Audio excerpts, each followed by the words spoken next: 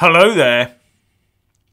Is it possible that by not triggering Article 127 of the European Economic Area Agreement, the UK will have to stay in the EU single market?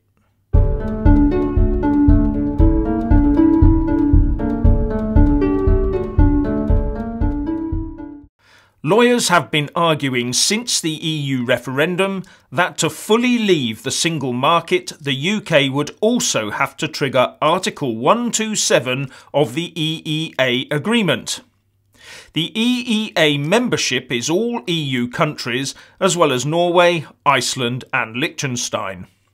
As a member of the EU, the UK did also become a signatory to the separate EEA, but it also has its own equivalent to the Lisbon Treaty Article 50 to leave it, and that is Article 127, which has not, as far as I can ascertain, been invoked by the UK. The EEA sets up a trade area that entails, you've guessed it, the free movement of goods, persons, services and capital, and the ECJ having jurisdiction, of course.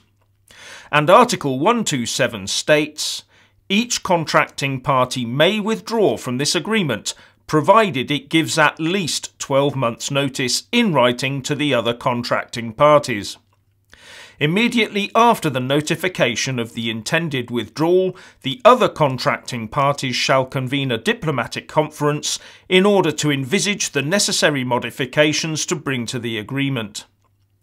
The UK government has consistently said that triggering Article 50 is sufficient, as it is our membership of the EU that puts us in the EEA. But many lawyers say it isn't, and that legal uncertainty will follow by not invoking Article 127. But then there is Article 62 of the Vienna Convention to consider too, which allows a party to walk away from a treaty if there is a fundamental change of circumstances not foreseen by contracting parties. I did a video on this back in August 2017, but the one-year deadline for invoking Article 127 was yesterday, and you have to ask yourself why this was not done as a belt and braces procedure if the government is intent on leaving the whole setup. Anyway, the latest and greatest threat to the country from Brexit is a future lack of Easter eggs, says The Guardian.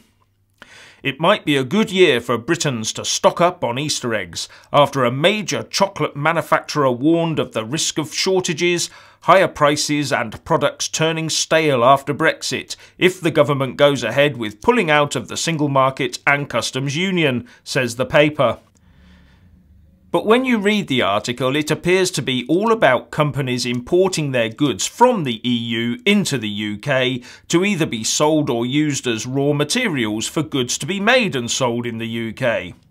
In the article, Catherine Bearder, the MEP for South East England, is quoted as saying, over 5,000 Ferrero trucks come into the UK each year. A severe hold-up at Dover could mean empty shelves in shops, especially during busy periods like Easter.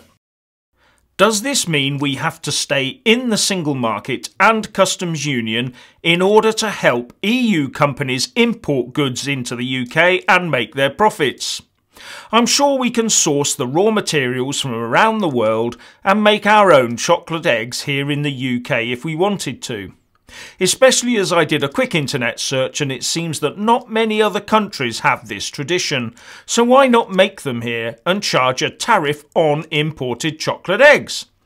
And given that up to a third of the whole Easter egg product can be packaging, maybe fewer of them would help both waistlines and the environment anyway.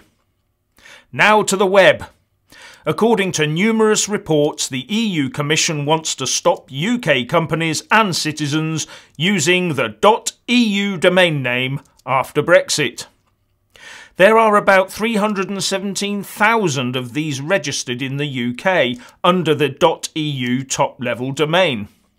And according to .eu top-level domain registry manager Urid, it receives notification from the EU Commission that Based on the United Kingdom's intent to withdraw from the European Union, undertakings and organisations that are established in the United Kingdom but not in the EU, and natural persons who reside in the United Kingdom will no longer be eligible to register .eu domain names, or, if they are .eu registrants, to renew .eu domain names registered before the withdrawal date. Now, I do have to say that I had to check my calendar to make sure it wasn't the 1st of April when I read this.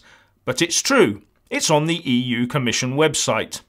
But it's a legitimate thing to do, really, considering that to get a .uk top-level domain name, and that includes things like .org.uk and .co.uk, you have to have a proper UK address. But you can register for one from overseas if you do have a UK address. This could be a headache for those who rely on their domain for a living, but an early change over to a new top-level domain can, I'm told, be done with little or no disruption. But early is the word. So, what do you think about Article 127, Easter eggs and the .eu domain saga? Please leave a comment below. Thank you. Please do like and share this video, and also subscribe to my channel. And when subscribing, please do remember to press on the little bell next to the subscribe button. That way you'll get an alert every single time I put up a new video. Thank you very much for watching.